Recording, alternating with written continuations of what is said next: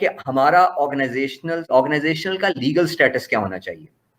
It should be a proprietorship, या वो partnership होगी या प्राइवेट लिमिटेड कंपनी होगी। तो देखें, अगर आप स्टार्ट करने जा रहे हैं तो I will not recommend any company और एनी बिजनेस पीपल कि वो प्राइवेट लिमिटेड कंपनी ही रजिस्टर करवाएं, क्योंकि उसके अंदर आपका बिजनेस चलाने से ज्यादा आपका जो टाइम लगेगा that is to complete the corporate compliances.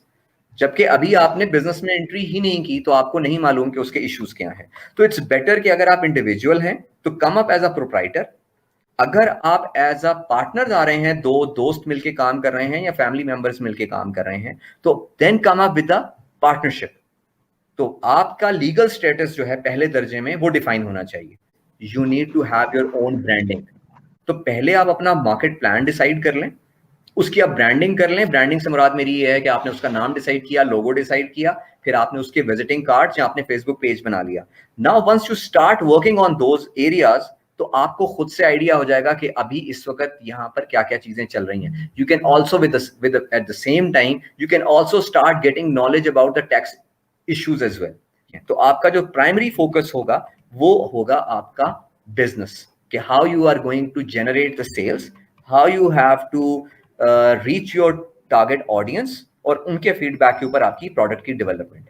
तो इस पैटर्न के ऊपर आप इन चीजों को कवर कर सकते हैं। जहां तक इनएफिशिएंट लेबर फोर्स की बात है, तो definitely I do agree, one is inefficient labor force, then second part is the aptitude of our people, those who are working in particular domain or in particular sector, because we are usually don't have that aptitude to work out। क्योंकि अगर आप ये देखें कि future में जो हमें challenges face करने हैं कि मार्केट के अंदर बिजनेस तो डेफिनेटली इंशाल्लाह डेवलप होगा भी और होना भी है, जो भी सिनेरियोज चल रहे हैं, लेकिन इसके साथ साथ हमारा जो कंपटीशन है, we are not going to face competition within our country.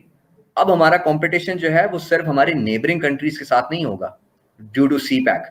हमारा कंपटीशन जो है that will be world wide, क्योंकि CPEC is not between Pakistan and China. The CPEC का जो इम्पैक्ट है that is with the globe. तो जब आपके पास ग्लोबल इम्पैक्ट आएगा तो वहां से ग्लोबल लेबर फोर्सबिलिटी थोड़ी सी ये भी बन जाती है कि हमने अपने जो हमारा ह्यूमन कैपिटल है उसकी कैपेसिटी बिल्डिंग कैसे करनी है।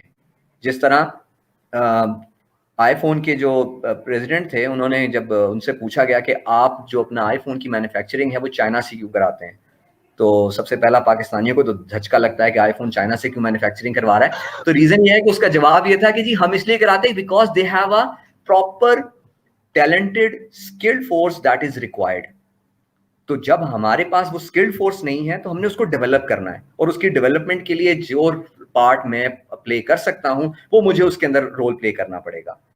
और अगर वो मैं नहीं करता तो अल्टीमेटली मुल्क को नुकसान होगा, और वो डाउन द लाइन जो आएगा वो एज एन इंडिविजुअल वो मुझे भी उसको इफेक्ट करेगा। तो